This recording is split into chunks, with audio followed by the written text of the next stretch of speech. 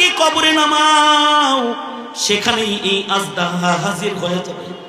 অত চিন্তা করার দরকার নেই, কোনো কবরে নামায় দাও। এবার হাজিরা লাশ নামানোর জন্য কবরের সামনে যায় দাঁড়াইছে, আর আজদাহাটা গর্তের ভেতরে গেছে। লাশটা কেবল নামায়া সাথী সঙ্গীরা কবর থেকে উঠছে, আজদাহার সাপটা একে পেঁচায়া ধরছে, সাপ কবরের ভিতরে পেঁচায়া ধরছে। আব্দুল্লাহ ইবনে আব্বাস বলে, অসুবিধা নেই, এমনি কবরে দাও। তার কোনো বদআমলির কারণে আল্লাহ তাআলা তার উপরে নারাজ। হাজিরা কবর কমপ্লিট করে হজ্জে বাইতুল্লাহর উদ্দেশ্যে আবার রওনা করেছে।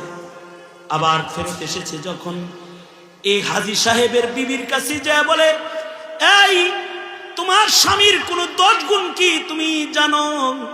তোমার স্বামীর কবরের ভেতরে